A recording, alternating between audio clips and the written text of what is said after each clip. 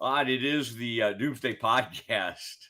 The Ed Werder, Matt Mosley, and Cowboys with a disastrous 30-27 loss in Carolina.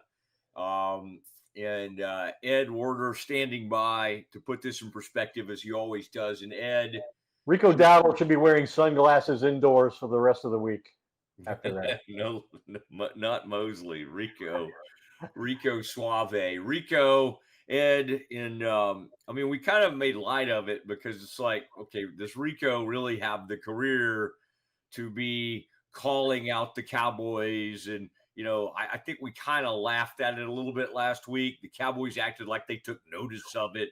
Rico last week, after there has a huge game and they come back to beat the Dolphins, is quoted saying the Cowboys better buckle up before they play him this week. And Ed, he backed up that talk. Cowboys did not buckle up. And Rico Dowdle puts one on his former team and just runs roughshod through the air, on the ground, and embarrasses the Dallas Cowboys. What an amazing performance by Rico Dowdle in this in Carolina's 30-27 win over the Cowboys. Well, Rico Dowdle is an average running back in terms of his skill set. He's not an elite player.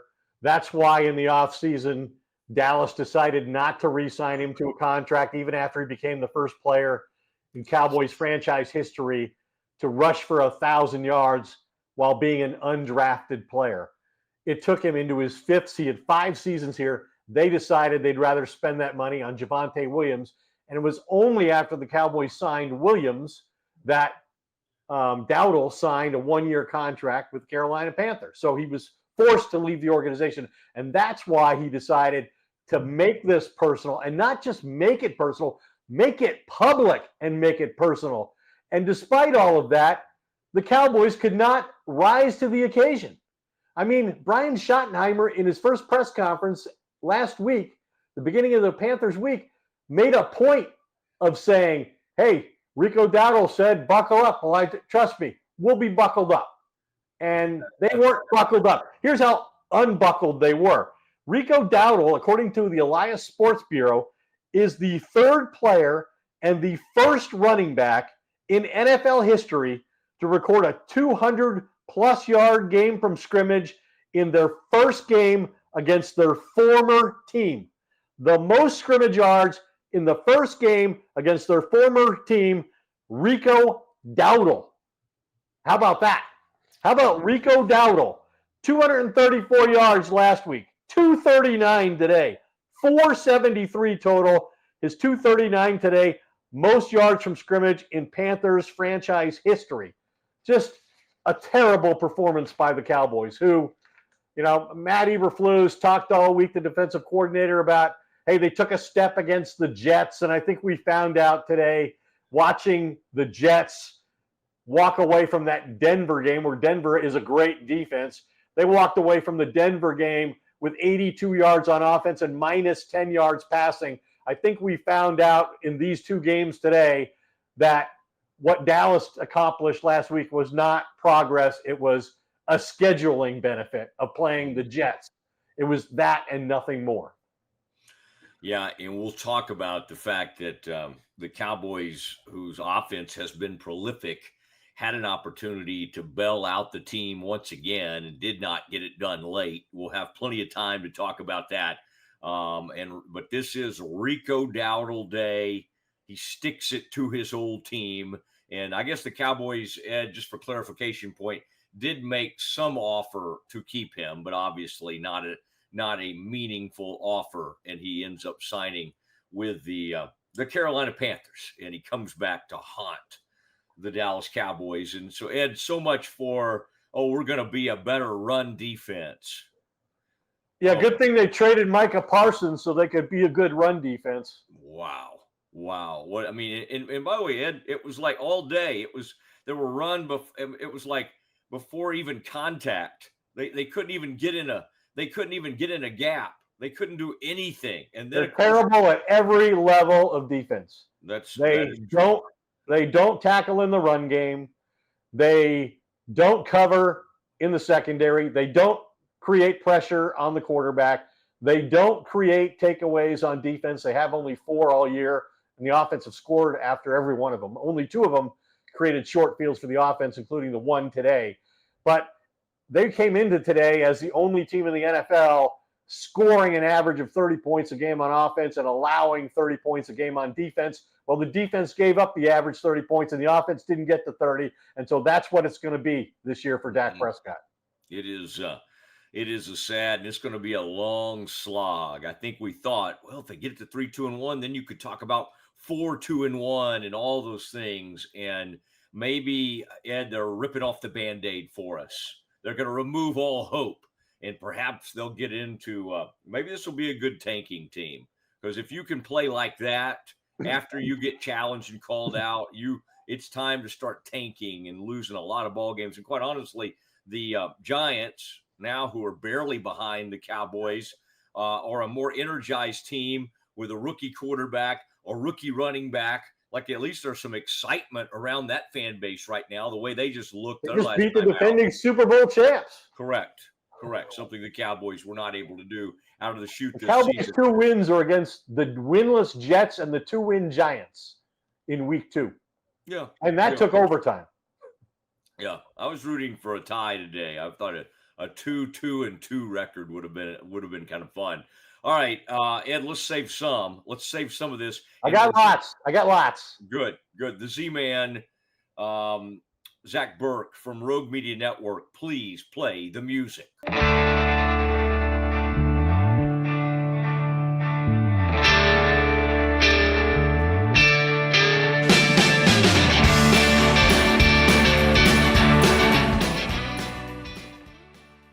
All right, there it is. And Ed, I'll even put on my scholarly glasses for this. As we look at this Cowboys 30-27 loss to the Panthers. Debacle. It was a debacle. And Ed, I mean, how many times have we done this just in the past year alone? Like another embarrassing loss, another this or that. I mean, like, think about, like, even, was it last year's team? I mean, like, it wasn't that long ago that they played the same Panther or same quarterback, right? And it was kind of like, was it last season? Yeah, they won with Cooper Rush. They won 30-13 or 30-14. They played the Panthers on the road 3 years in a row, and this is the first time that they lost.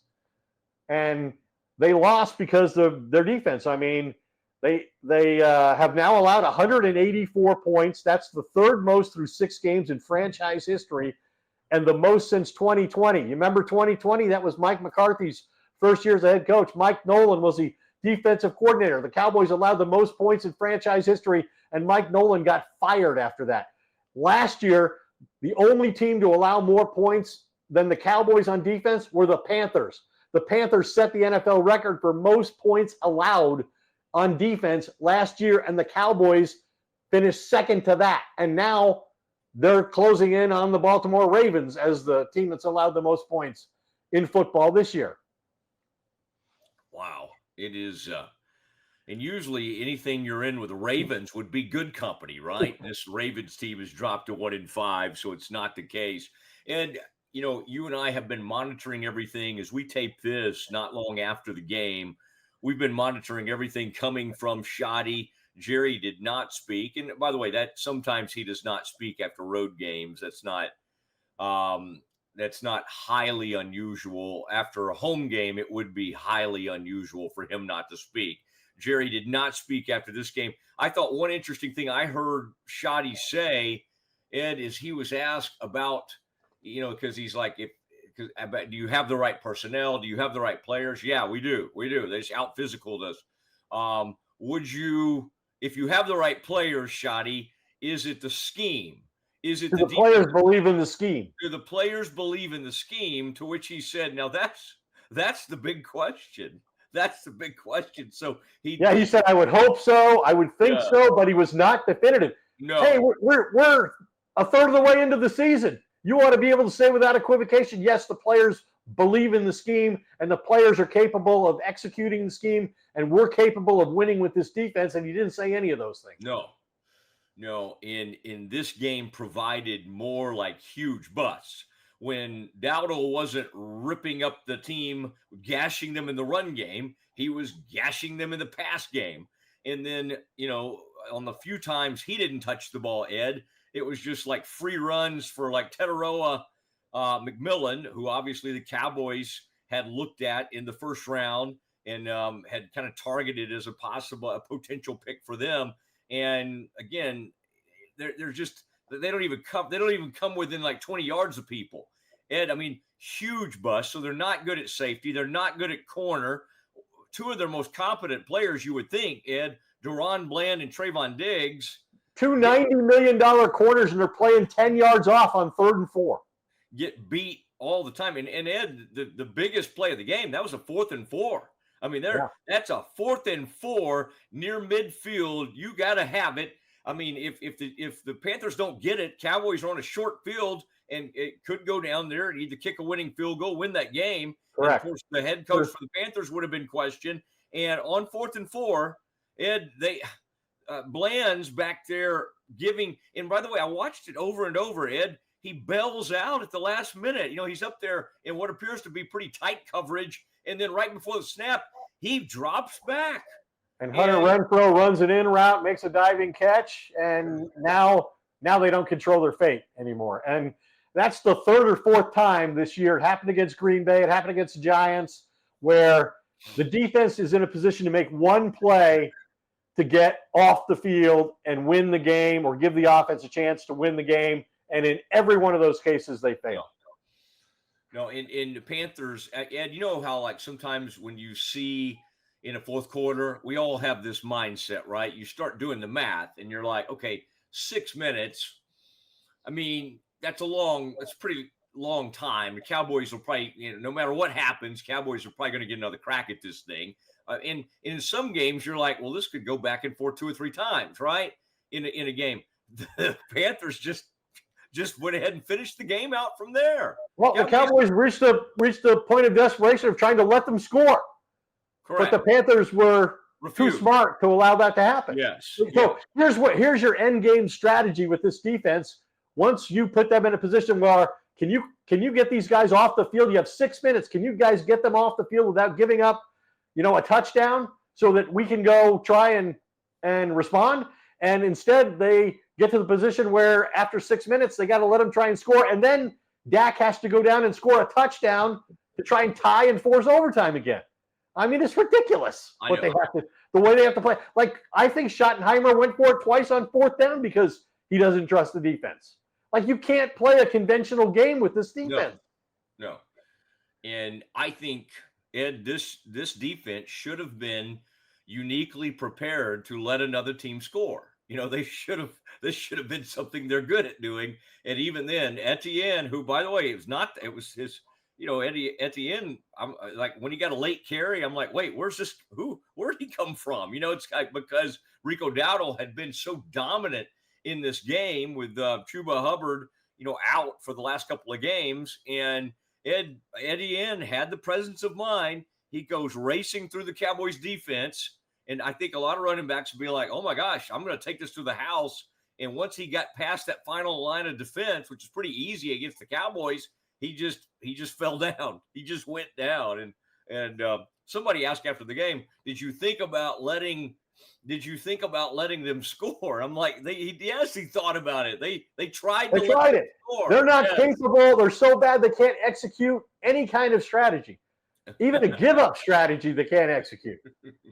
I mean, it is ridiculous that the long, I think they only had like 31 yards. They got outrushed like 236 to 29 in the game or something, 31.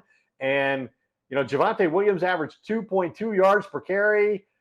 Dak and George Pickens obviously had a tremendous game. Jake Ferguson scored again. But they just can't, like, every week the opponent basically starts the game with 30 points. And it's, Dak, can you get enough possessions? Can you score enough touchdowns in the red zone to overcome 30 points? Can you score more than 30 points? That's the only chance you have of winning. And all the opposing quarterback has to do, can you occasionally avoid the pass rush? that's not there constantly, but was there at, occasionally the Cowboys had a pass rush.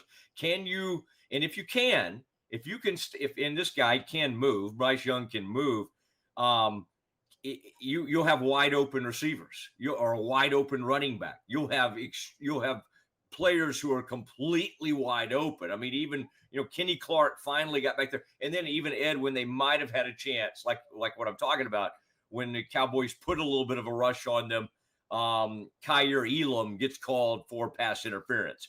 He's having to grab.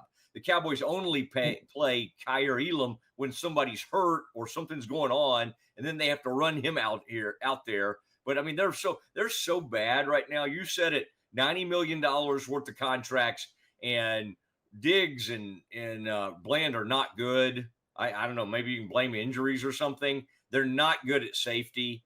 They've got nobody that can, like, who's good at defensive tackle. Like, supposedly they were going to be better against the run because of the absence of Micah Parsons, and they bring in Kenny Clark. I mean, who played well? And every time I look over there, at one point today, somebody jumps off sides, right? And Sam Williams or whoever. Always. Not a football game without Sam Williams committing a pre-snap penalty. So Sam Williams runs off the field, and then I look, and Fowler's over there consoling him. And I'm just like, well, I guess Fowler's not out there helping him out. Like, who is good? I mean, nobody's good. Nobody's good. Crushed. Nealon was getting crushed in the run game. You were just watching him get blown off the ball. You're right. They don't. I mean, if you like, maybe Leofau, is he good? I mean, they're just no. They don't want to play him. They don't want to play Leofau. They're playing Shamar James over Leofau.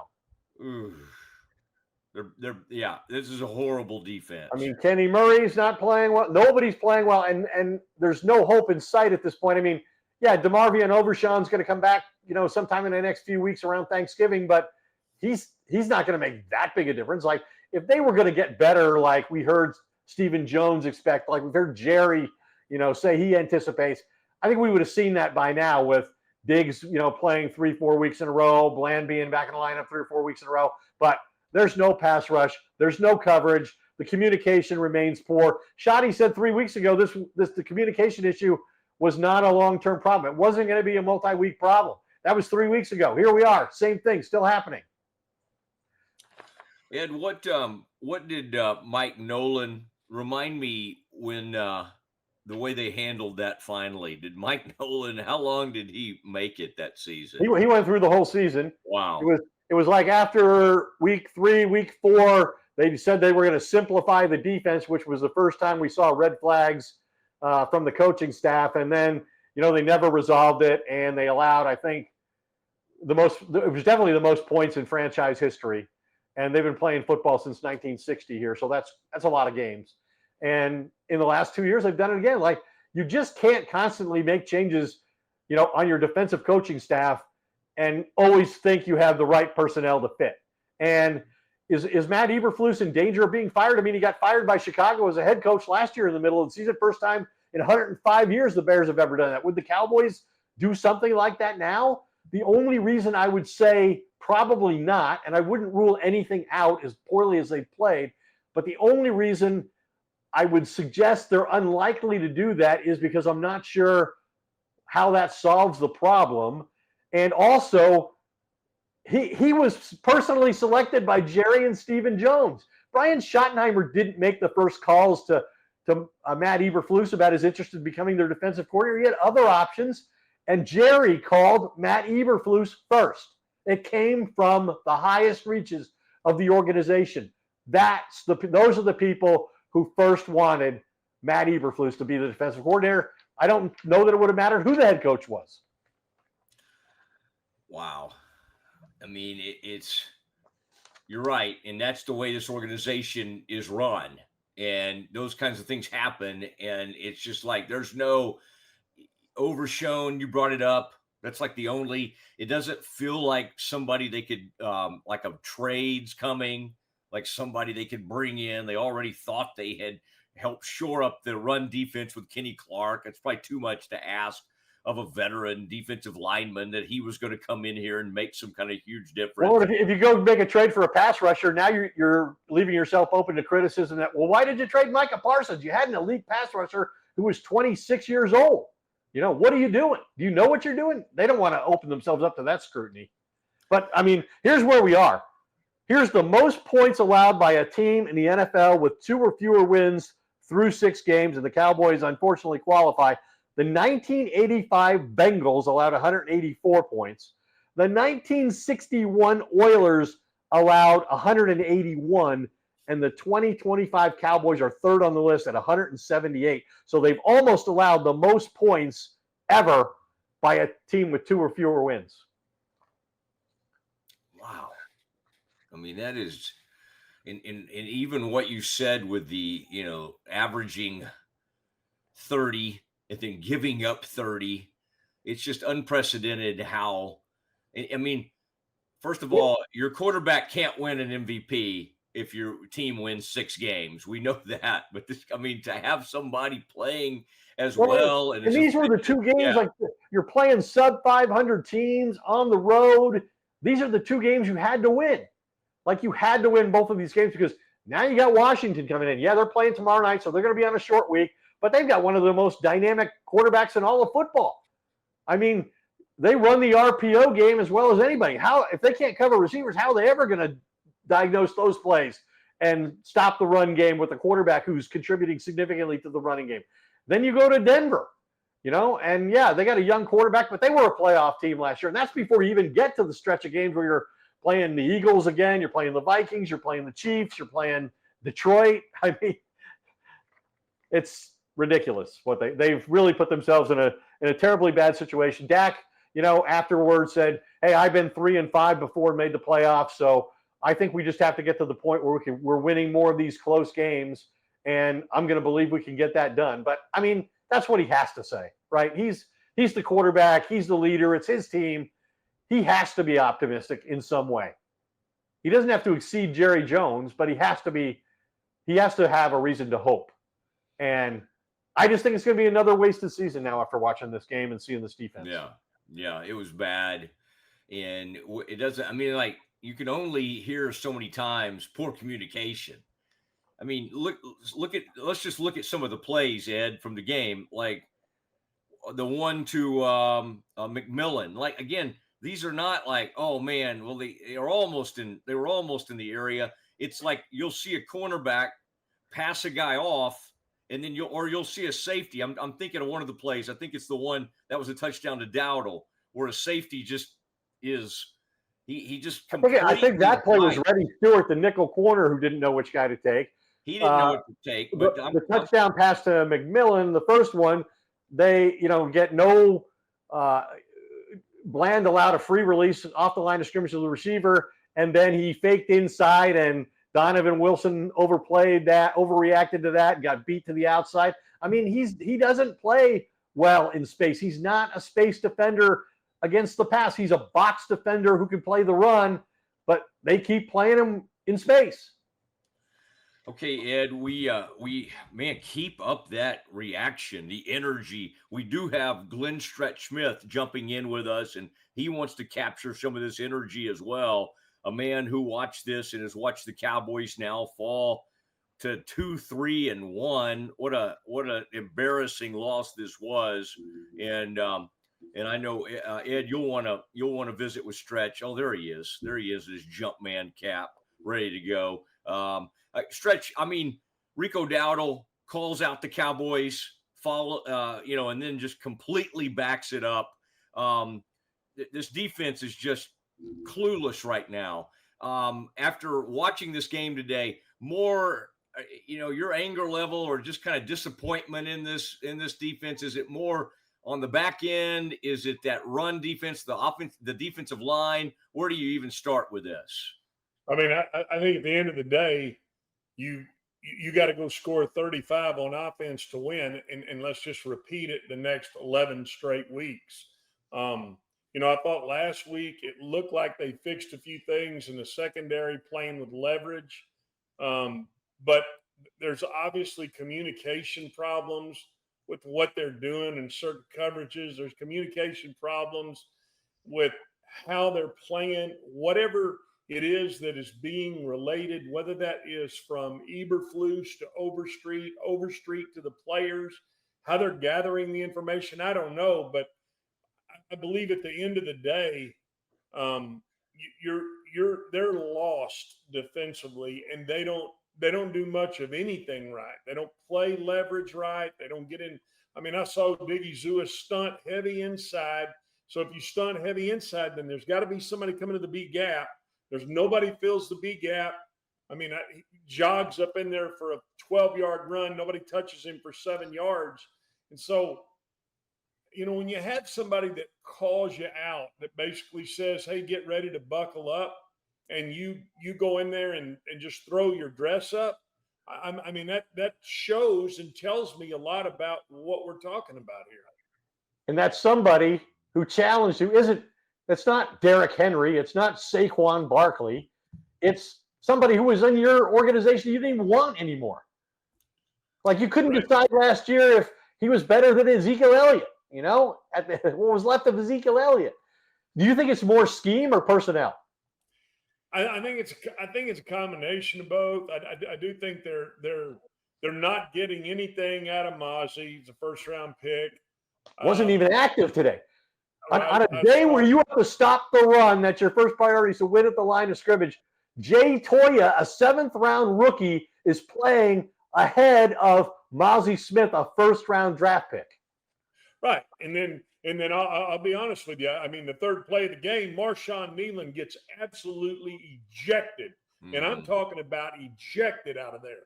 And I don't like calling guys out. I think it's a difficult thing to do, but right now they're not getting anything out of him. They're not getting anything out of Sam Williams, and so you got a first-round pick, 2 second-round picks who are not contributing on that side. That's a personnel issue. And I think schematically, they're, like I said, they're out-leveraged all the time. They're out-leveraged in the run game. They're out-leveraged in the pass game. The front doesn't match the back end. It's a mess right now. And I don't know. The thing that makes me almost sick about it is you're going to waste an unbelievable offensive year with somebody that right now doesn't look like they can play with Bemidji State. I mean, it's that embarrassing. Yeah, it's bad, and there was just so many sequences in that game. I wanted to ask you, Stretch, about one specific one where Deron Bland on a key biggest play of the game, probably it's 4th and 4. And he ends up back at the last minute pre-snap, backs off, and on that little in route, on that quick end that Hunter Renfrow ran, he's like giving all kinds of cushion there. Murray tries to undercut it and come over. What did you see there, and how big was that? And I don't know if that was them trying to bait the throw into the slot slant, because I mean, you saw Bland is 8 yards off, and I think it was 4th and 2 or 3. So it's the easiest of throws. The slot slant, I mean, is the easiest of throws you can make. So I don't know if they were trying to bait that and then let Murray run underneath it. If they did, he was late. But at the end of the day, given an NFL receiver a free release off the football and not playing any sort of leverage in 4th and 2, in my mind, is give up football. That you're just giving up. And so, I don't know what the call is. I don't know what the call was. I know that if that's what you're planning on playing, you're wrong. That's what I do know. You mentioned the term give up football. The only time Matt and I talked about this earlier, as far as whether Matt Eberflus's job might be in jeopardy during the season. The only time Jerry's ever fired a head coach during the season was Wade Phillips, when he felt he lost the locker room. They got blown out by Green Bay on a primetime game, and he fired Wade Phillips as the head coach. Now, he had Jason Garrett ready to go. He wanted him to be the next head coach, and this was an opportunity. Do you see? I mean, he went through the whole year with Mike Nolan. He went through the whole year last year with Mike Zimmer. Do you see the potential of Jerry losing his patience and making a change? Not with Schottenheimer, but with Eberflus. Yeah, I guess what I'm thinking is when you ask me that, Ed, like what are the options? I don't think there's anybody on the staff that what Borgonzi came with him from Cleveland. Overstreet can't get the back end straightened up. White Cotton has got his hands full just trying to get guys lined up and playing the correct leverage. I don't know that you bring in. I mean, can you bring in somebody else that changes the verbiage? Are you going to go say, well, let's go get Rex Ryan off the set at ESPN? I mean, I don't think that's realistic. So, I mean, Shotty and Rex reunited. Yeah, I mean, they could go in there. They could go in there and put in some sort of something. But to answer your question, I think you're just going to have to, ride this storm out and hope that you can get it done offensively, because at the end of the day, they got you a critical stop down there. They went 3 and out and got you the football back, and you kind of. And you went 3 and out with 2 negative screen passes to Javonte Williams. That's the point I'm making. Then you call, then you call a screen, and then he tries to throw the other screen away, and the back makes an incredible catch and loses 7 yards. So it goes from being 1st and 10 to 3rd and 22 on a screen and a swing, and that's really what. At the end of the day, that was the one time your defense got off the field, and you went out there and went 3 and out. And so there's blame to go around in all of it. But here's my biggest concern, Ed, when you asked me about that, because you've been in enough NFL locker rooms to know that guys are going to be pissed off. There's players that are going to be pissed off at certain things, or communications in certain ways, or how things are doing. And so when that starts to manifest, then you get yourself a situation like they have in Miami, where they're 1-5, and now the quarterback's stepping to the podium and calling guys out and those kind of things. And it can literally implode on you. And I think Schottenheimer's done an incredible job with the offense. Play calling, they don't have the best, arguably the top 3 receiver in the game has been out.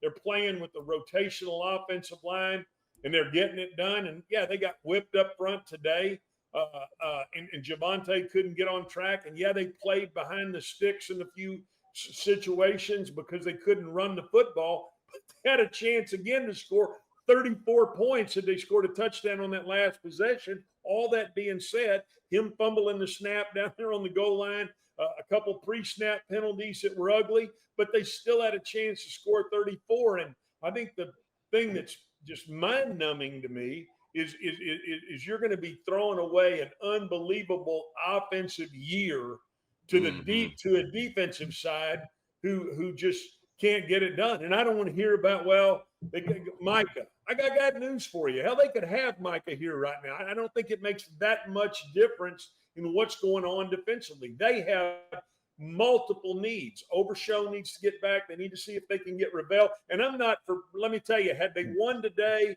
and beat Washington, I would have been for, okay, let's make a trade and see if we can get Trey Hendrickson in here. Let's see if we can get somebody in here to help defensively. At 2-3-1 and losing 2 games that everybody on the schedule pointed to and said the Cowboys needed to be 4-2 at this point right now, and they're 2-3-1. I'm not for making that move either. So you're kind of a little bit boxed in personnel-wise, and you're boxed in from a coaching standpoint because I don't know you have any options. Yeah, I mean, I think we just turned this into a draft podcast the rest of the year. Start looking at these college players. I'm not gonna exonerate Jerry and Steven and the front office for doing what they did to their defense by trading one of the best defensive players in football and the guy the coaches had been told they could build around and wanted to create a versatile defense. You don't trade Micah Parsons a week before the season and expect your defense is going to be better. That's stupid. I agree with you. I'm not saying that they didn't do the right thing or the wrong thing. I think the timing of it, if that's what you're talking about, I agree with. Mm-hmm. I still say, Ed, at the end of the day, This defense has multiple needs, and you have a coaching staff who's playing guys, quite frankly, out of position. You talked about Wilson. Wilson is a box safety. He is not a half-field player. He is not. He's not a turn and run guy. He's a downhill, go sick 'em safety. Then you got to have the other guy on the other side. That is if you're going to play that defense, you got to have the guy on the other side who is the ball hawking snake. And if you don't have that, now all of a sudden, in my mind, we're looking at a defense with a bunch of square pegs, and every hole that they've got to fill is round. And you got a defensive coordinator who's over there mashing this square peg in this round hole, and it ain't working. I think we did get some of that emotion that we were talking about at a stretch. Yeah, I love it. And both of you guys in the next 12 to 24 hours will be on WFAA Stretch tonight on Sports Special with Joe Trahan at about 10:30. And then Ed, of course, tomorrow morning. And then Ed's columns and everything that runs throughout the week on WFAA.com. Stretch, thank you. Safe travels tonight. Appreciate you being with us. Have a good day, fellas. See you, Stretch. There he goes.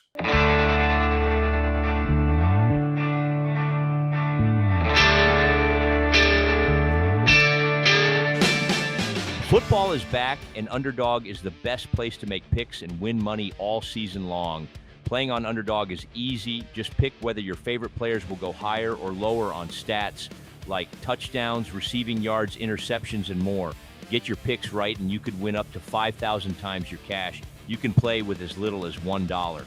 Download the app today and sign up with promo code Doomsday to score $50 in bonus funds when you play your first $5. That's promo code DOOMSDAY. Millions of fans have already won billions making picks on Underdog. Will you be next? Underdog, make picks, win money. Must be 18 and up, 19 and up in Alabama, Nebraska 19 and up, and in Colorado for some games, 21 and up in Arizona, Massachusetts, and Virginia, and must be present in a state where Underdog Fantasy operates. Terms apply. Offer not valid in Maryland, Michigan, Ohio, and Pennsylvania. Concerned with your play? Call 1-800-GAMBLER or visit ncpgambling.org. In New York, call the 24/7 HOPE line at 1-877-8-HOPE-NY or text HOPE-NY. That's 467-369. See assets.underdogfantasy.com/web/play and get terms _DFS_.html for details.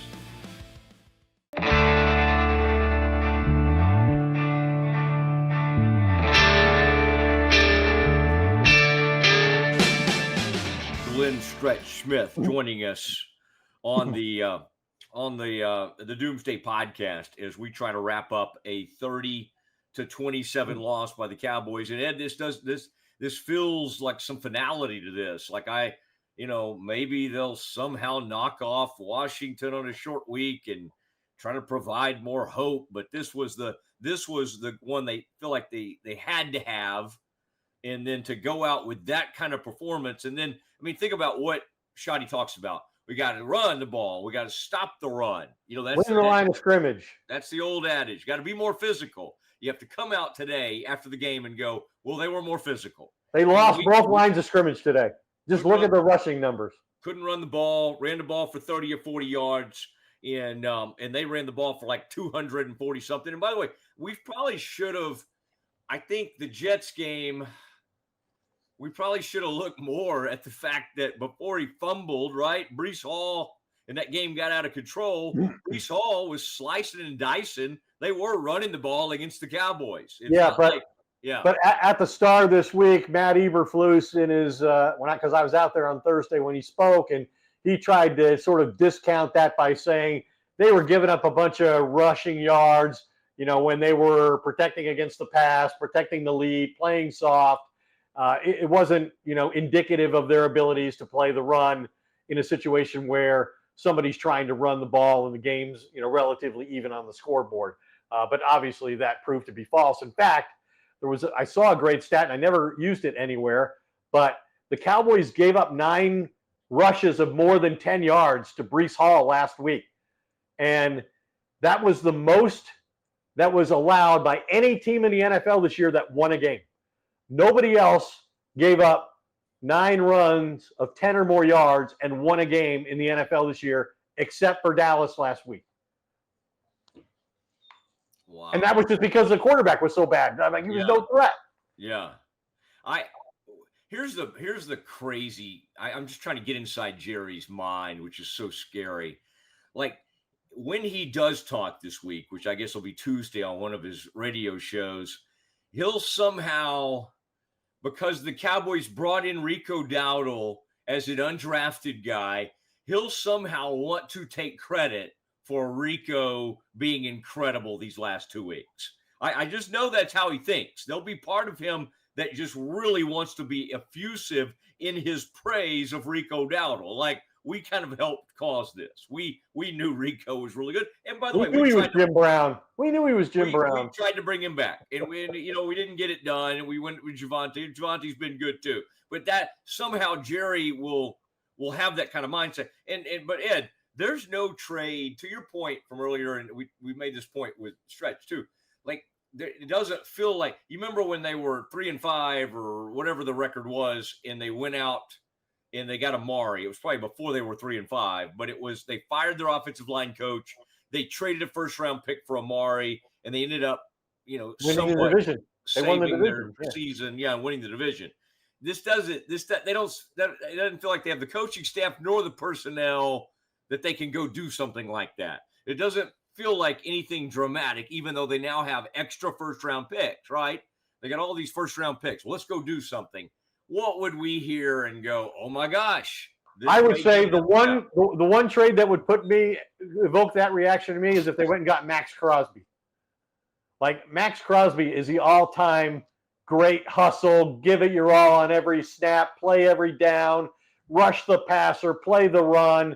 I mean, he's relentless as it gets. He's as good as there is. That would be one that would get that kind of reaction to me. But I still think the better course of action, like, I can't see them, like Stretch said, I can't see them investing what they've acquired for the future in this team. Like, I would see trying to invest that in rebuilding the defense in the offseason, using free agency, using 2 first-round picks, and whatever other, collateral you can acquire.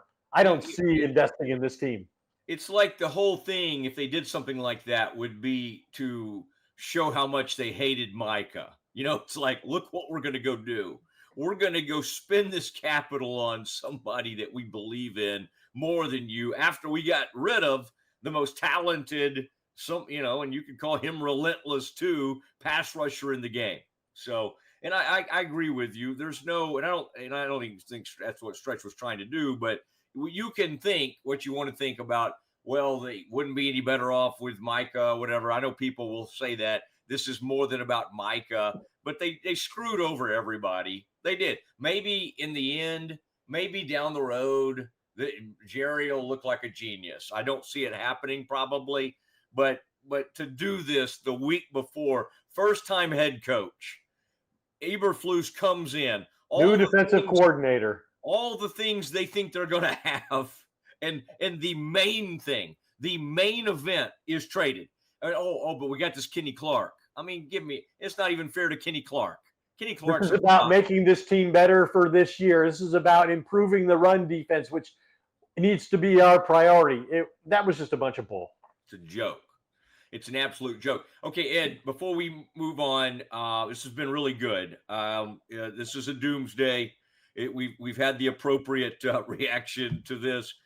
Ed, the series we brought up with Stretch, where Dak and them did have a chance to go, the defense finally made a stop. It was like both defenses, when they made a stop, it was shocking to see. I think the offenses were so shocked they didn't know what to do. And the Cowboys came out, Ed, after Pickens had been great in that game and had been jumping over people, and Ferguson had been good, and Dak had been good. It's screen pass, check down, like it was just a strange sequence of events when they had been throwing the ball downfield, and it was Ed, at a time when they really desperately needed the offense to do something. And by the way, where they were on the field, it would have been even, it wouldn't have taken them much at all to get in Aubrey's range. They were almost in Aubrey's range already. And then they did that. That was a really bad sequence, in addition to the fact that they couldn't run the ball all day. Obviously Javonte Williams, I mean, I think, what did he run for? Like 20 yards or something, 30 yards? He averaged 2.2, and I think he had 31 yards. Wow. Well, he had 29. Rico Dowdle rushed for 216. The Cowboys had 31, 29 of it from Javonte Williams. He averaged 2.2 per carry. Dowdle averaged 6.1 per rush. And, on that sequence of downs you're talking about, I mean, they definitely didn't play to their strengths in that situation. They didn't get the ball to Ferguson early. They didn't try to get Pickens a play early in that series. And they were just overwhelmed up front, it seemed like. They were done being able to deal with the pass rush and the penetration, and they knew they couldn't run the football.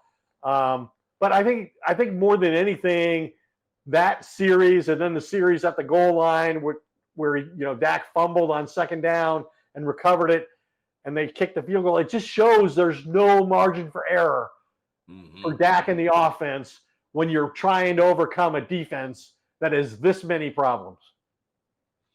Yeah, it's pathetic, and it's shocking enough that when CeeDee Lamb comes back, and let's say they just continue to put up a lot of points and move up and down the field, they're so bad on defense, like that at this rate they're going, and knowing with some of the games they have coming up, if you look at their schedule and knowing Detroit's out there and all these other, I mean, they've already gotten killed by Chicago. That was a game they thought they needed to have.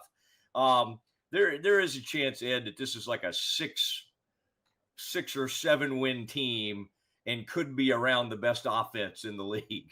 Like, it's embarrassing. I mean, number one in the NFL in offense right now. But I mean, and that's the point I think Stretch was alluding to is, you got to be 4-2 now if you're any good, because if you're any good, you beat the Bears, you beat the Giants, you beat the Jets, and you beat Carolina, and they didn't. They've beaten 2 bad New York teams. That's all they've done. Okay, so let's say they fired this week. Jerry got mad and he was very angry and just said, sorry, we got to get rid of this guy. What's the plan? Let's come up with a plan.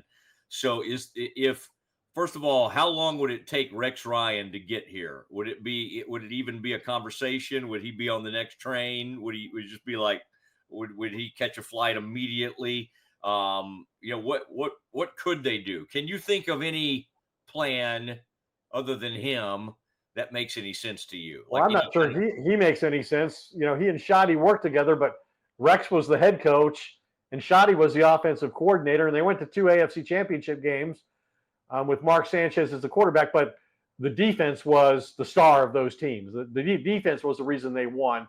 Curtis Martin in a running game. But in subsequent interviews, when Shoddy has kind of summarized his career and all the people he's worked for, he hasn't exactly been flattering of Rex Ryan. And Rex is kind of the exception in that regard. Like, he flatters Pete Carroll and other people that he's worked for, but he didn't really flatter Rex Ryan. And so I'm not sure that if you're a first-time head coach and you're struggling, you want to bring somebody with the personality of Rex Ryan in here to coach the defense.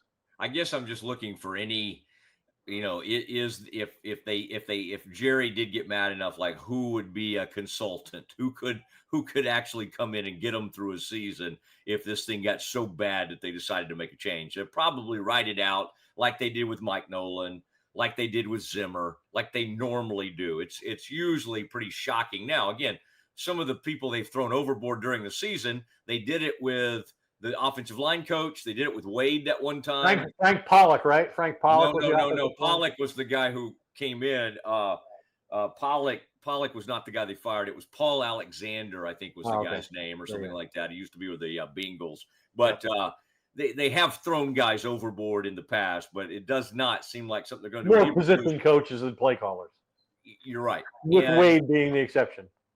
Yes. But I don't, Ed, it's hard to other than overshown coming in, as you said at the start of this podcast, it's hard to imagine who could come in and really make some kind of huge impact, save a Crosby or something like what you were talking about. So I'm afraid we're going to have a lot more of this. And the only thing is, you got to just lean into it. You got to, from an offensive play calling, I mean, the only fun we could have is if Shoddy will just turn his brain off to the defense and just know you start every game knowing there's a great chance you're going to give up 30 to 35 because that's what you do.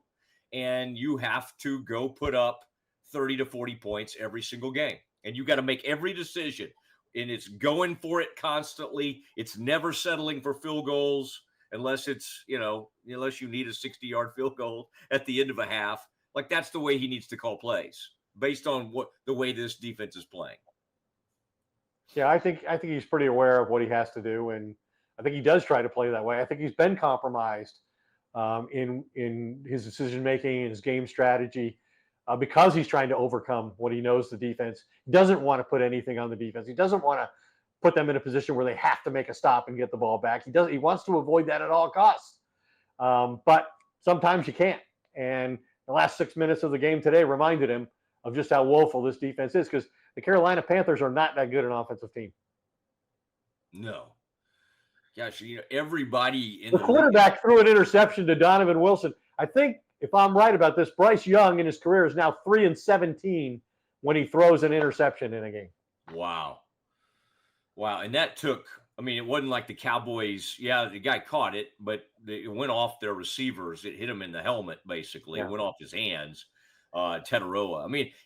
Ed, I was kind of like, after some games, you're like, oh, I don't remember that guy doing that well for the Panthers. I don't remember that other guy. But this is one you look at the stats and it's about what you remember. It's Rico Dowdle in every area, leading them in receiving, leading them in rushing, just dominating the Cowboys, and to the point where that one time he had a 2-yard rush late in the game. I was like, oh my gosh, that's like the biggest stop of the game, that they held him to like a 2-yard run. And then he came back and ripped them for another 9 on first down. Think about that. So they already had wasted a timeout in the second half.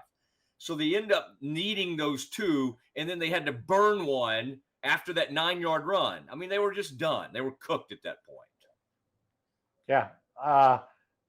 Based on what we've seen in the majority of these games against inferior opponents, I would say Cowboy fans should buckle up. It could be a long year. All right, Ed, you and I, we can come up with a good headline for this. I think you got it. I think you got it. Got to involve some buckle, but I'll come up with something. Ed, thank you. Great stuff. My gosh, how long are we?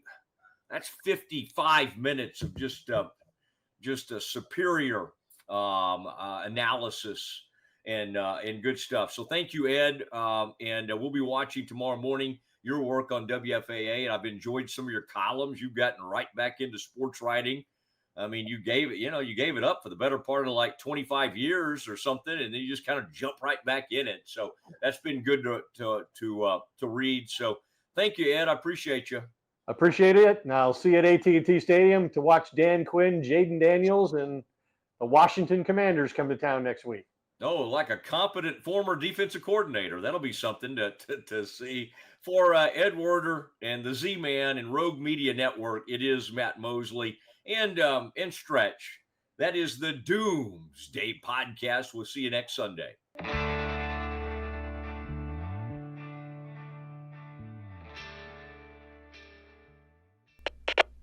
We